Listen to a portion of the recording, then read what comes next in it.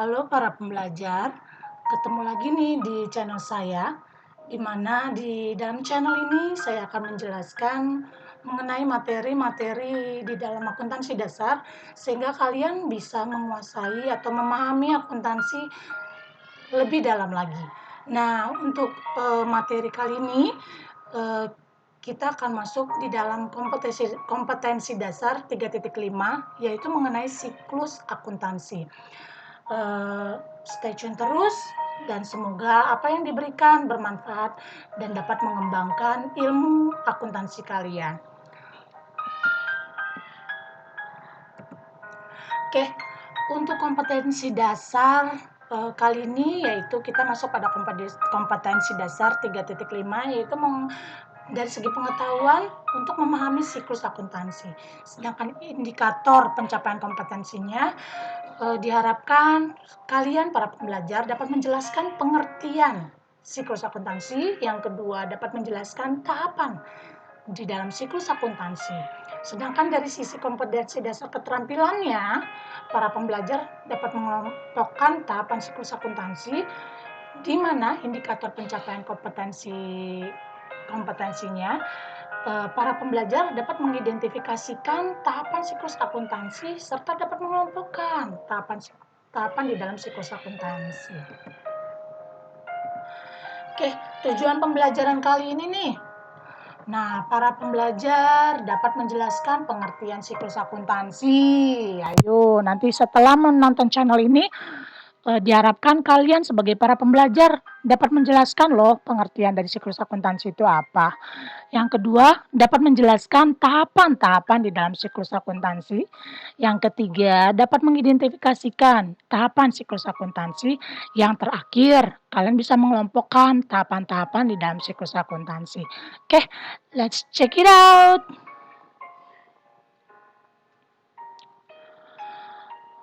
Yang pertama kita masuk dulu nih, pengertian siklus akuntansi apa aja sih? Siklus akuntansi menurut Umi dan kawan-kawan di dalam bukunya, dia menyatakan bahwa siklus akuntansi itu adalah langkah menyelesaikan proses akuntansi. Sedangkan menurut Suryanto di dalam bukunya, dia menuliskan bahwa siklus akuntansi itu adalah penyusunan laporan keuangan secara bertahap, mulai dari menginput data, lalu mengolah data, sehingga menghasilkan output yang disebut dengan laporan keuangan.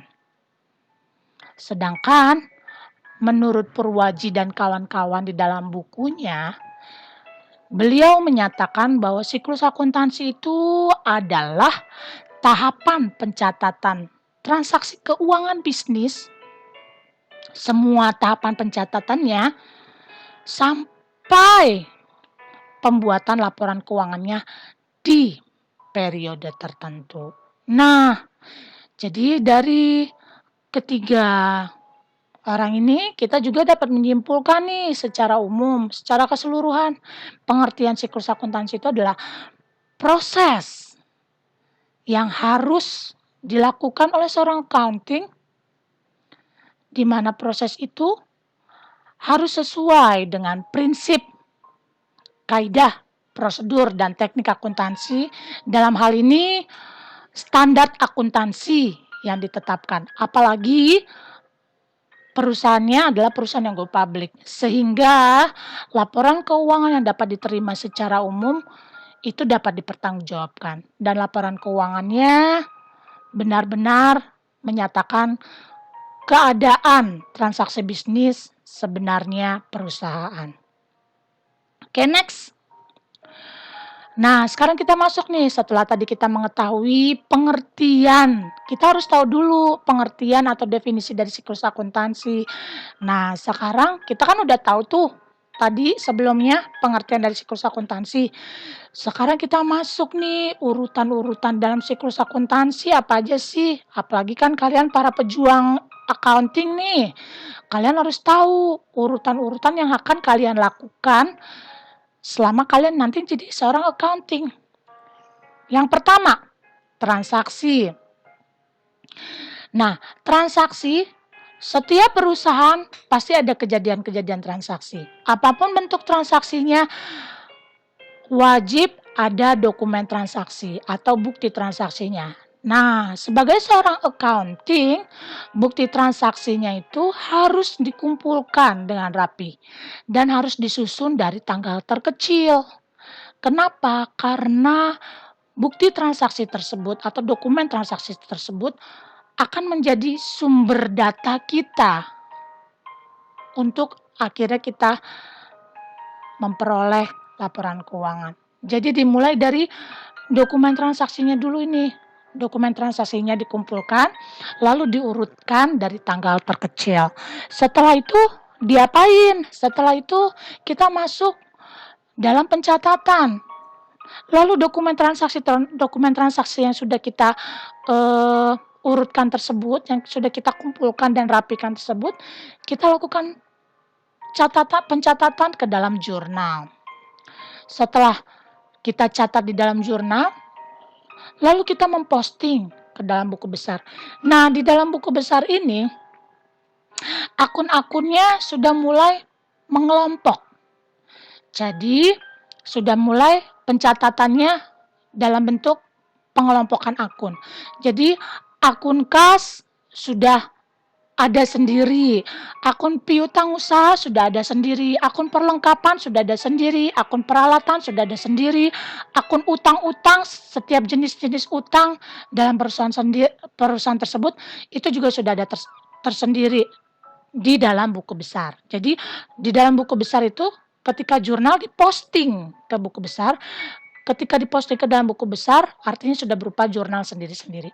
Lalu setelah diposting ke dalam buku besar, masuk ke dalam alur siklus akuntansi selanjutnya, yaitu hasil akhir dalam buku besar kita dapat memindahkannya ke dalam neraca saldo. Nah, disinilah neraca saldo. Neraca saldo, setiap akun sudah menghasilkan suatu nilai. Akan tetapi di dalam neraca saldo ini belum bisa dijadikan pedoman untuk nominal-nominalnya ya, nominal rupiah atau nominal dolarnya belum bisa dijadikan acuan untuk pembuatan laporan keuangan. Kenapa? Karena kita harus melewati urutan yang berikutnya nih, yaitu jurnal penyesuaian. Nah, transaksi yang terjadi di suatu perusahaan itu biasanya ada kejadian-kejadian yang sudah diakui, tapi dia masih berlanjut di periode yang selanjutnya, atau belum diakui tapi harus tutup buku terlebih dahulu. Nah, jadi ada beberapa transaksi yang harus disesuaikan. Nah, ini terjadi di dalam jurnal penyesuaian. Setelah dilakukan jurnal penyesuaian, baru kita menghasilkan suatu nilai yang murni, suatu nilai yang sudah real, sudah sesuai fakta, kejadian sebenarnya perusahaan, itu masuk ke dalam neraca lajur. Dari nilai-nilai di neraca lajur lah, baru kita bisa membuat laporan keuangan. Karena di sini sudah mendapatkan nilai yang fair, karena sudah sudah dilakukan pengurangan terhadap kejadian-kejadian yang sudah disesuaikan selama 1 tahun tersebut. Nah, dari neraca lajur, lanjut kita ke urutan selanjutnya, yaitu laporan keuangan. Di dalam laporan keuangan, itu kita mengakui ada 5 laporan keuangan. Yang pertama itu adalah laporan laba rugi, yang kedua itu adalah laporan perubahan modal, yang ketiga adalah laporan neraca, yang keempat itu adalah laporan arus kas, yang kelima itu adalah catatan atas laporan keuangan.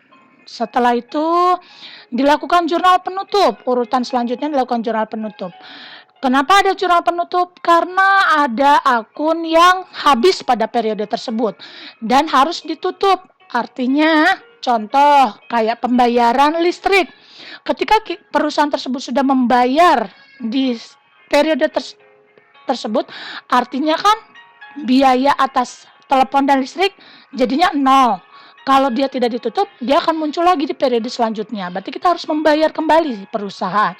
Tapi harus diakui dalam penutupan, sehingga akun tersebut menjadi 0. Setelah jurnal penutup masuk ke dalam urutan neraca saldo setelah penutupan. Lalu kita masuk ke dalam jurnal pembalik. Jurnal pembalik ini berfungsi untuk membalikan kembali akun-akun yang masih harus diakui dan masih ada nilainya di periode yang selanjutnya. Lalu di periode selanjutnya kembali lagi kita ke catatan awal lagi dan terjadi lagi transaksi. Itulah urutan-urutan di dalam siklus akuntansi. Nah, tahapan-tahapan di dalam siklus akuntansi. Tahapan dalam siklus akuntansi itu ada 3. Yang pertama itu adalah tahapan pencatatan. Tahapan pencatatan itu yaitu dimulai dari transaksi, jurnal, dan buku besar. Yang kedua yaitu tahapan pengikhtisaran.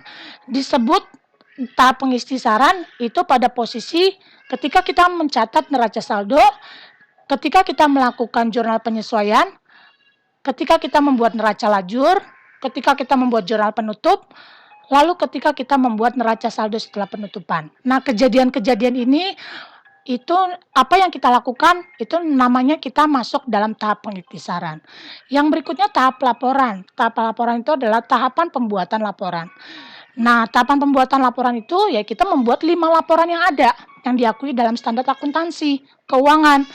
Nah, laporan itu adalah laporan neraca, laporan laba rugi, laporan perubahan modal, laporan arus kas, dan catatan atas laporan keuangan.